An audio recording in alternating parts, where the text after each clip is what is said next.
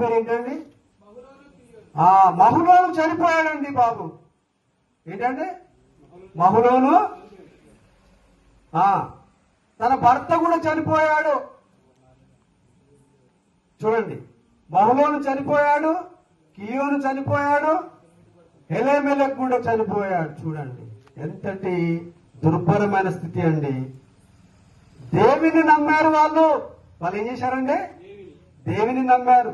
దేవుని నమ్ముకోగానే కొన్ని సందర్భాలలో మనము ఎంతో ఎదిగిపోదామనో, ఎంతో ఆశీర్వదింపబడతామనో, దేవుని నమ్ముకోగానే మనకు మేడలు మెద్దలు కార్లు వస్తాయని కాదండి.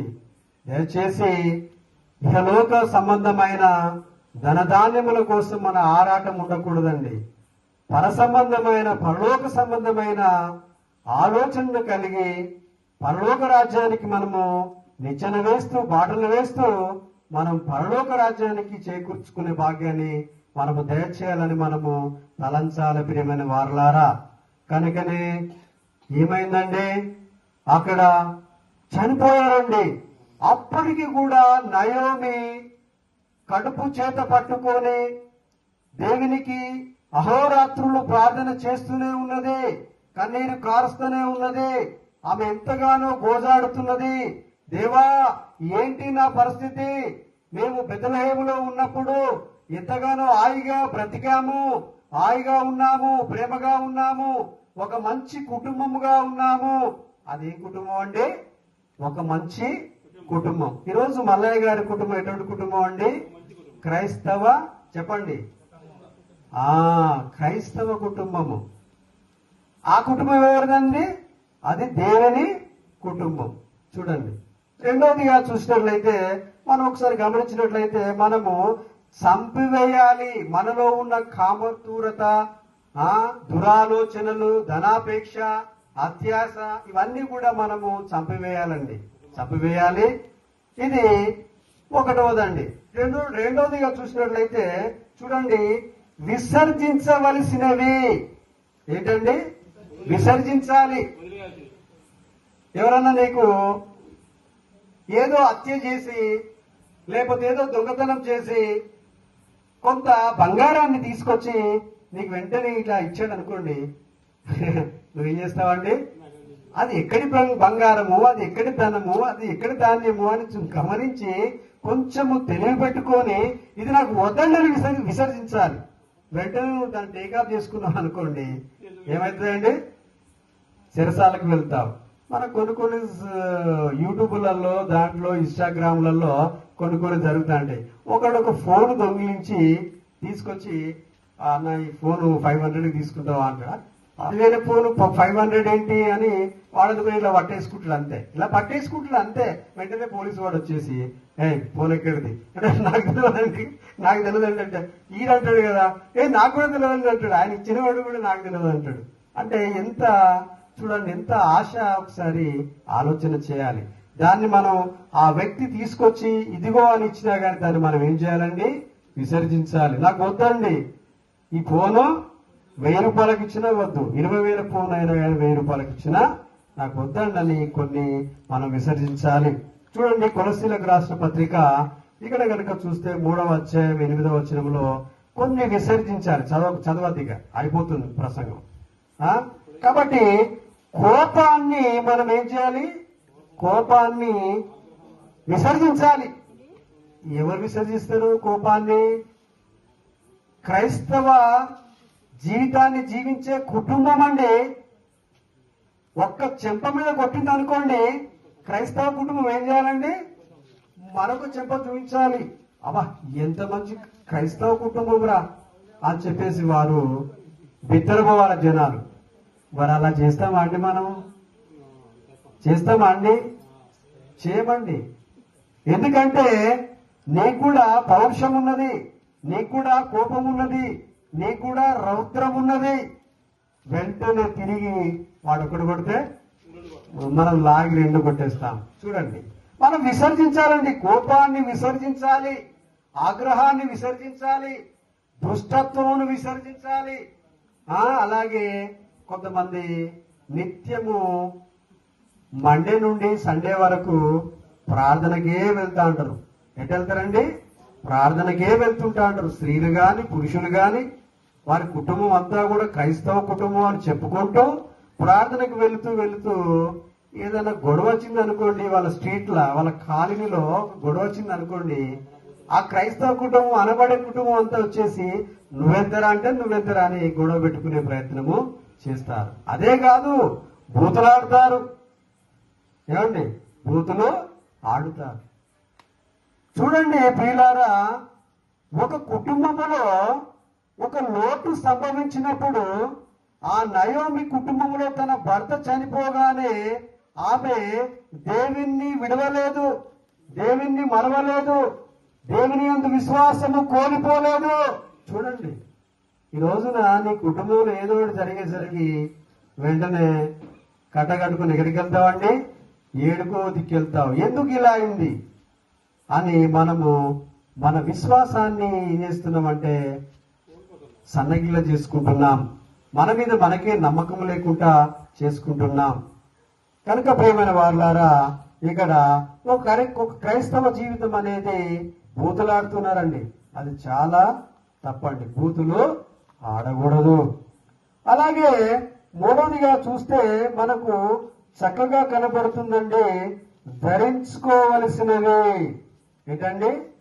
మనం ఏం చేయాలి? ధరించుకోవాలి. మన శరీరానికి ఏం ధరించుకుంటాము? వస్త్రాలు ధరించుకుంటాము, బంగారాన్ని ధరించుకుంటాము. అర్థమవుతుందా అండి? అనేకమైన షూలు ధరించుకుంటాము, రకరకాలుగా మనము ధరించుకుంటాము, ధరించుకోవాలి మనం. ఇవైతే ఏ విధానంగా మనం ధరించుకుంటున్నామో అలాగనే గలతీయులకు రాసిన పత్రిక 5వ అధ్యాయము 22వ వచనములో ధరించుకోవాలి. నేడు మల్లయ్య కుటుంబము కూడా వీటిని ధరించుకోవాలి, వీటిని కలిగి ఉండాలి. అవేమంటే the fruit of the spirit. అర్థమవుతుందా అండి? అవి క్రైస్తవ జీవితానికి, క్రైస్తవ కుటుంబానికి దేవుడిచ్చే ఒక ఏంటంటే అవి ఆత్మ ఫలాలు. ఆత్మ ఫలము. ఆత్మ ఫలం ఏమనగా చదవండి, చూసుకుంటూ చదవండి. ప్రేమ, సమాధానము, దయాళత్వము, మంచితనము, వినయము, విశ్వాసము, ఇవన్నీ కూడా మనకు బైబిల్ గ్రంథంలో అపోస్తలుడైన పౌలు గలతీయులకు రాసిన పత్రికలో ఒక క్రైస్తవులకు, క్రైస్తవేతరులకు, క్రైస్తవ కుటుంబాలకు ఇవి ఉండాలి, వీటిని మనము ఒక కంఠాభరణముగా ధరించుకోవాలి.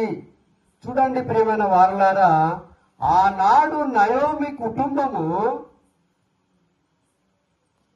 తండ్రి అయిన దేవుడు వారికిచ్చిన 10 కమాండ్మెంట్స్, అర్థమవుతుందా అండి? 10 ఆజ్ఞలను ఏం చేస్తున్నారు వాళ్ళు? మెడలో మన స్త్రీలు తాళి పుస్తే ఉంటుంది చూసారా, పసుపు తాడు ఎలాగైతే వేసుకుంటారో ఈ రోజులలో కొంతమంది స్త్రీలు ఒకవైపు పుస్తెలు ఉంటాయి కదా, పసుపు తాడుకు ఒకవైపు భర్త ఉంటాడు, ఒకవైపు భార్య ఉంటుంది. ఆ లాకెట్ ఇలా వేస్తే అది లాక్ అయిపోతుంది. చూసారా మీరు? ఏమో మీరు సినిమాలలో చూస్తే చూడవచ్చు, టీవీలలో సీరియల్స్లలో కనబడుతుంది. ఒక సైడ్ భర్త ఉంటాడు, ఒక సైడ్ భార్య ఉంటుంది. వాళ్ళు పొద్దున్న లేవగానే ఇట్లా అని ఇలా అని మళ్ళీ లాకేసుకుంటారు. చూడండి, ఒక మంచి కుటుంబము అనేది, చూడండి ఒక మంచి కుటుంబము, నయోమి కుటుంబము ఏం చేస్తున్నదండి? వారికి ఎన్ని విపత్తులు జరిగినా, ఎంత బాధ కలిగినా, తన భర్త చనిపోయినా, తన కుమారుడు చనిపోయినా, తన కొడుకు చనిపోయినా, వీరు ముగ్గురు చనిపోయినా గాని వారు దేవుని 10 కమాండ్మెంట్స్ అనేది, 10 ఆజ్ఞలు అనేది మరవలేదండి. చూశారా? అది దైవ జీవితము, అది దేవుని కుటుంబము. కనుకనే ప్రియమైన వారులారా, ఈ రోజున ఒకానొక సందర్భంలో ఒక కేమోసు దేవాలయం అనేది మోయాబీలలో ఒక ఒక గుడి ఉన్నదండి. ఆ గుడిలో ఈ మహులోను ఏం చేశాడండి? పనికి వెళ్ళాడు, పెయింటింగ్ చేస్తున్న సమయంలో అతని యొక్క మెడలో ఒక లాకెట్ ఉంది. ఏంటండి? అతని మెడలో ఒక హారం ఉంది. హారములో ఇశ్రాయేలీలంతా కూడా యెహోవా ఇచ్చిన ఆజ్ఞ ప్రకారము ధర్మశాస్త్ర సంబంధంగా గాని దేని సంబంధంగానే గాని ఆ ఒక 10 ఆజ్ఞలు అనేటివి వాళ్ళు తూచా తప్పకుండా పాటిస్తూ మేము పరలోకానికి వారసులము అన్నట్టుగా వారు వాటిని మ్రొక్కుతారు, ప్రార్థన చేస్తారు, జపిస్తారు, భక్తి శ్రద్ధలతోని జీవిస్తారండి. ఏంటండి 10 ఆజ్ఞలు ఏంటిది? మొట్టమొదటి ఆజ్ఞ ఏంటండి? చెప్పండి. నీ దేవుడైన యెహోవాను నీ పూర్ణ హృదయముతోని నీ పూర్ణాత్మతోను ఆరాధించాలి. ఇటువంటివన్నీ వారు ఒక ఆనవాయితీగా తూచా తప్పకుండా వారు భక్తి శ్రద్ధలతోని పాటిస్తున్నారు. ఒక సందర్భంలో ఆ కేమూసు దేవాలయానికి రూతు వచ్చిందండి. ఎవరు వచ్చారు? రూతు. చూడండి, రూతు రాగానే వెంటనే ఆయన పేరు రూతు భర్త పేరు ఎలమెలకు వెంటనే అక్కడ రంగులేస్తున్నాడు. ఆ మందిరములో, ఆ దేవాలయంలో మందిరంలో రంగులేస్తున్నాడు. రంగులేసినప్పుడు ఆమె రూతు మామూలు వ్యక్తి కాదు, రాజు యొక్క కుమార్తె. వెంటనే వచ్చి, ఏమండి ఎలమెలక్ గారు, మీ మెడలో ఏంటండి అది అని అడిగింది. అడిగేసరికి ఆ మెడలో ఉన్నది ఏంటండి మీరు అందరూ చెప్పండి ఒకసారి. ఏం చెప్తారంటే ఆ మెడలో ఏంటండి? 10 కమాండ్మెంట్స్ అండి. దేవుని యొక్క 10 ఆజ్ఞలను మెడలో ఆరముగా ధరించారు. చూడండి, ఆనాడు ఒక మంచి కుటుంబము దేవుని ఆజ్ఞలను, దేవుని ప్రేమను, దేవుని విశ్వాసాన్ని, దేవుని నమ్మకాన్ని వాళ్ళు కంఠాభరణంగా వారు ధరించారు. అప్పుడు వెంటనే రూతు ఇదంతా ఏంటంటే, అప్పుడు వెంటనే హెలమెలకు ఆ రూతుకు ఏం చేస్తున్నాడండి? ఈ మా దేవుడు గొప్పవాడు, మా దేవుడు యెహోవా, మా దేవుడు జీవం కలిగిన వాడు అన్ని విషయాలు చెప్పాడు. ఈ 10 కమాండ్మెంట్స్ మీరు కూడా పాటించండి అనేసరికి వెంటనే ఆ రూతు మాడిఫికేషన్ అయింది, మార్పు చెందింది. మార్పు చెందిన తర్వాత వెంటనే అతన్ని కొద్ది రోజుల తర్వాత వివాహము చేసుకోవడము జరిగింది. చూడండి, ఒక మంచి కుటుంబము మరొక మంచి కుటుంబాన్ని మారవాలి. ఒక మంచి కుటుంబము ఇంకో కుటుంబంగా తయారు కావాలి. అలాగే రోజు మల్లయ్యది ఒక మంచి క్రైస్తవ కుటుంబము అని పరిగణింపబడాలి అంటే మనము దేవుని సన్నిధానములో ఒక మంచి విశ్వాసము కలిగి, మంచి భక్తి కలిగి, మంచి నమ్మకం కలిగి ఒక ఉన్నతమైన స్థితికి మనము ఎదగాలి. కనుకనే ఈ యొక్క ధరించుకోవాలి, దయాలత్వమును ధరించుకోవాలి, జాలిగల మనసును ధరించుకోవాలి, మంచి వినయమును ధరించుకోవాలి, మంచి సాత్వికమును ధరించుకోవాలి, ఆశా నిగ్రహమును ధరించుకోవాలి, మంచి ప్రేమను కూడా ధరించుకోవాలి. చూడండి, ఇవి ధరించుకోవాల్సినవి. ఒక్కొక్కడు క్రైస్తవులుగా ఉన్నాడు కానీ ఈ ఒక్కడికి ప్రేమ లేదు. ప్రేమ గురించి ఆనాడు ఈనాడు బాగా చెప్తున్నాడు పౌలు గారు. అన్ని మారినా కానీ ప్రేమ ఏం చెప్తలేరు ఏంటి అసలు మీరు? ప్రేమ మారదు. అని మారినా కానీ ప్రేమ మారదు. నీదో క్రైస్తవ జీవితమా, నీదో క్రైస్తవ కుటుంబమా, నువ్వెందుకు మారట్లేదు? నువ్వు మారుతనే నీ భార్య మారుతుంది, నీ భార్య మారుతనే నీ పిల్లలు మారుతారు. ఒక క్రైస్తవ కుటుంబము క్రైస్తవ జీవన కుటుంబం కాదండి. ఏంటది? క్రైస్తవ జీవిత కుటుంబం. చూడండి, ఆనాడు అది జీవన కుటుంబం అయిపోయింది. ఈనాడు మనం అందరి కుటుంబాలు ఎటువంటి అండి చెప్పండి? మన అన్నీ కూడా క్రైస్తవ జీవిత కుటుంబాలు. కనుక ఈరోజు ఇన్ని మనము చెప్పుకుంటున్నాము. కొరింథీయులకు రాసిన పత్రిక అపోస్తలుడైన పౌలు 13వ అధ్యాయం 8వ వచనంలో ప్రేమ శాశ్వత కాలము ఉండును, ప్రవచనములైనను నిరర్థకములగును. చెప్పండి అట్లనే. భాషలైనను నిలిచిపోవును. మనము కొంత మట్టుకు ఎరుగుతున్నాము, కొంత మట్టుకు చూస్తున్నాము. పూర్ణమైనది వచ్చినప్పుడు పూర్ణము కానిదే నిరర్థకమగును. చూడండి 13 చదవండి. కాగా విశ్వాసము ఈ కుటుంబానికి అవసరము. ముగిస్తున్నాను, నేను చాలా టైం అవుతుంది, ఎందుకంటే నేను చాలా ముగింపులో చాలా నిజంగా ఉంటాను.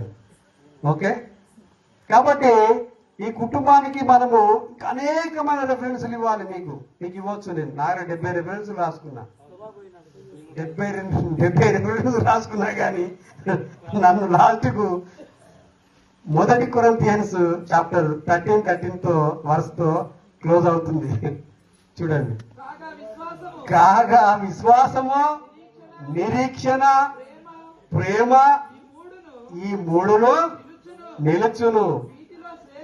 వీటిలో శ్రేష్టమైనది ప్రేమయే. చూడండి ప్రేమ దేవుని బిడ్డలారా, ఈ రోజున మలయ కుటుంబానికి ఈ మూడు ఉండాలి. ఒకటి ఏముండాలి? విశ్వాసం ఉండాలి, రెండవది నిరీక్షణ ఉండాలి, మూడవది ప్రేమ ఉండాలి. నిజానికి క్రైస్తవ జీవితానికి విశ్వాసం చాలా అవసరం అండి. చూడండి, ఒక వ్యక్తి విశ్వాసము కలిగి ఉన్నా కానీ నిరీక్షణ కోల్పోని వ్యక్తి గొప్పవాడు. చూడండి, విశ్వాసం నీకున్నది అంటే నిరీక్షించాలి. ఈరోజు మా ఇంటికాడ ప్రార్థన జరుగుతున్నది, మా ఇంటికాడ ఇలా డిజైన్ చేయాలి, ఇలా విజువల్స్లకు వెళ్ళాలి, వారు వచ్చిన వారికి భోజనం పెట్టాలి, వారు వచ్చిన వారికి మంచి ఆతిథ్యం ఇవ్వాలి. అది విశ్వాసం ఉన్నప్పటికీ కూడా ఈ నిరీక్షణ కలిగి ఉంటాము. అది క్రైస్తవ కుటుంబ జీవితము. ఈరోజు మల్లయ్య గారికి మనం ఇచ్చేది ఏంటంటే మంచి కుటుంబానికి విశ్వాసం ఉండాలి, నిరీక్షణ ఉండాలి, ప్రేమ కూడా ఉండాలి. అందుకనే ప్రేమ గురించి చాలా చెప్తుంది బైబిల్ అంతా కూడా. ఏమండి, ప్రేమ గురించి చాలా బాగా చెప్తుంది. ఒకరినొకరు ప్రేమించుకోవాలి. చూడండి, ఒకరినొకరు ప్రేమించుకోవాలి. ఒక మంచి కుటుంబముగా క్రైస్తవ జీవితముగా ఈ లోకములో మనం పరిగణింపబడాలి అంటే ముఖ్యంగా 3 క్రైస్తవ జీవిత విధానములో మనము అనుసరించాలి. క్రైస్తవ జీవన విధానం అనేది మనకు వద్దండి. క్రైస్తవ జీవన విధానములో ఈ లోకములో ఏది సంపాదించుకున్నా ఆ జీవన విధానం అనేది మనం బ్రతకడానికి, మనము మంచి కుటుంబంగా కూడబెట్టుకోవడానికి ఆ క్రైస్తవ జీవన విధానం అనేది పనిచేస్తుంది. కానీ క్రైస్తవ జీవిత విధానం అనేది మనల్ని ఏం చేస్తుందంటే మన శరీరానికి సంబంధించినవన్నిటిని చంపాలి, అలాగే మనం అన్నిటిని విసర్జించాలి. లోకములో ఉన్న వాటి అన్నిటిని కూడా విసర్జించాలి. ఈ లోకములో అపోస్తలుడైన పౌలు చెప్పినట్లుగా మనము కొన్ని ధరించుకోవాలి. ఎవరైతే వీటిని ధరించుకుంటారో ప్రేమ, సంతోషము, సమాధానము, దీర్ఘశాంతము, దయాలత్వము, సాత్వికము, మంచితనము, ఆశా నిగ్రహము, ఇవన్నీ కనుక నీవు ఒక మంచి కుటుంబముగా క్రైస్తవ కుటుంబముగా నీవు ధరించుకున్నట్లయితే నీ జీవనంలో నీ జీవితంలో కూడా మంచి విశ్వాసాన్ని కలిగి ఉంటావు, మంచి నిరీక్షణ కలిగి ఉంటావు, మంచి ప్రేమను కలిగి ఉంటావు. అలాగున కలిగి ఉండాలని మనం అందరం కూడా మలయ గారి కుటుంబం కోసం ప్రార్థన చేద్దాము. అలాగే మలయ తల్లిదండ్రులు వాళ్ళేనా? ఓకే, సంతోషము. కాబట్టి మలయ కుటుంబము ఉపదంతలుగాను, 60 100 ఫలించాలని ఈ యొక్క రాత్రికాల సమయంలో క్రైస్తవ జీవిత విధానాన్ని అవలంబించాలని మనమందరం కూడా ప్రార్థన చేద్దాము. మీ అందరికీ వందనాలు.